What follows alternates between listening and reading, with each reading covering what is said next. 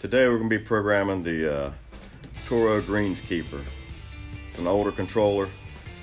Was good 25 years ago. Not the best today, but it still works. If you have one, you need to know how to program it.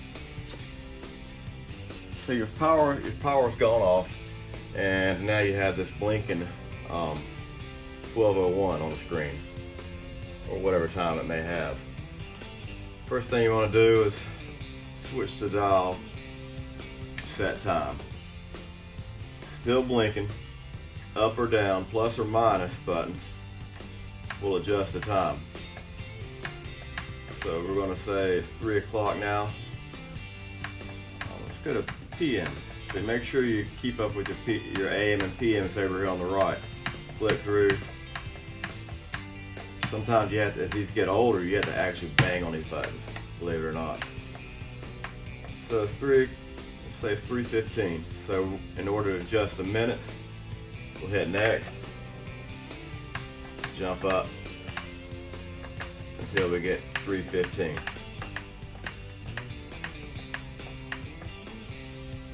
Then we'll hit next. Set the day. You'll see it blinking down here on the bottom of the screen. Sunday starts blinking first. Today is Monday, so we'll hit next.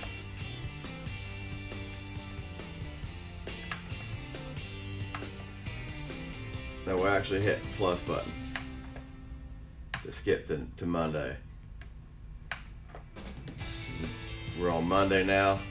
Then we'll hit next, and we're finished. Now we'll set the days to water.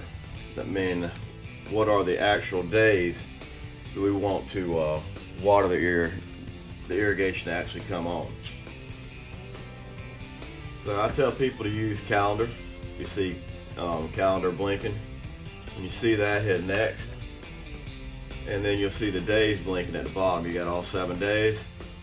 Let's say we want to go every other day, or let's say we want to select maybe Monday and Thursday. We want the system to actually run. Every other day we want off. So we'll start at Sunday, turn off. Monday we'll select on.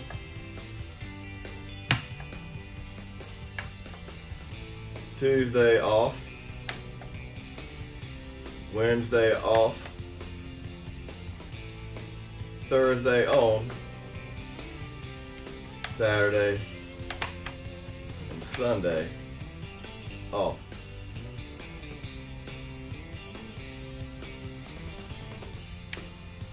Program start time.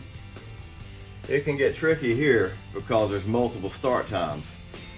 This is where most people mess up when they're programming their start times. They get their zones, their station run times, and their program start times mixed up. Right now we are on set program start times. I want to only have one start time. I can have up to 4 start times on this controller. So if you look up here, you'll see a number 1 blinking. We'll say next, and we'll adjust our start time up or down just as we did our time.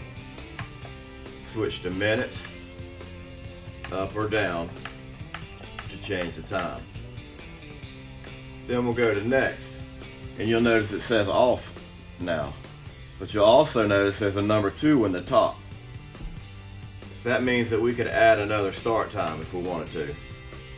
We would add, if we wanted to run in the afternoon, we could say add a separate run time at 3 o'clock. But we don't want that, so in order to delete that, we keep going until it goes past 12 to off. And if we go to the next, we got 3 start times. We want that to remain off. You hit it again. We've got 4 start times. We want that to remain off. You hit next again and again. We have 1 start time at 6:07. Now we turn to set valve run times. This is the amount of time that you want your irrigation system, each zone, to actually run. These can be all programmed differently or not programmed at all, to not run at all. So we'll start off with zone 1 is blinking. And in order to change that time for zone 1, we'll hit next. The time starts blinking, and so we have 10 minutes defaulted right now. Let's change that to 12 minutes. Then we want to set zone 2, so we'll hit next. Zone 2 starts blinking. We hit next to change the time on there. We'll change that to 15 minutes. Then we'll go to zone 3. All this is redundant. Hit next again.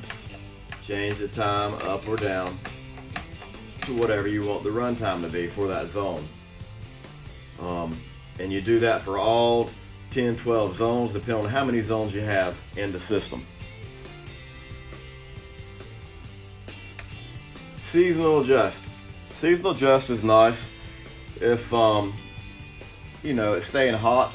It's getting hotter than when you originally programmed it in the springtime. And instead of going in and reprogramming each zone runtime manually, you can go here to seasonal adjust and add a percentage, increase it by 30%, or you can also decrease it by whatever percentage, maybe, you know, 10 or 20%.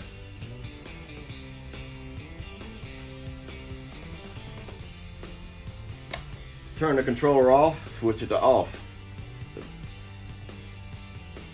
Since we already have program A programmed in, you'll see program A at the top here.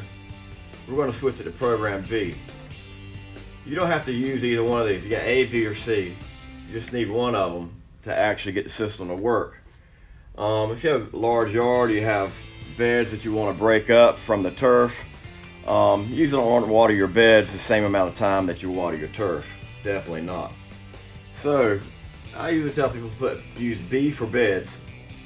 And let's do a start time. The start time has to be different and has to allow for the program A to actually run completely through. So if you programmed program A to run for 30 minutes to get through all its zones, you're going to need that a lot for 30 minutes of time before your next program starts when you're programming it. So we started program A. Let's go back to A and see what the start time is. We started at 6:07. So let's say we started at 30 minutes. I'm just going to go to 7 o'clock, 7 a.m. as a start time. That way I don't have to worry about figuring it up. And if I change run times a little bit, it's not going to overlap. So I'm going to start program B. We're going to hit next to get to our start time. It's blinking. So we're going to go to 7 a.m. for our program B start time. And again, remember, you hit next, you change your minutes. Hit next again, you have your second run time if you so desire. If not, make sure that stays off. You have a third start time. Make sure that remains off. Click twice. You have a fourth start time. Make sure that remains off. You'll see the 4 blinking. Let's go back to start time 1, 7 a.m. And you can flip the switch to C and change it as well. I'm going to leave that one off. So we're just using program A starting at 6:07, program B starting at 7 a.m. So there you have it.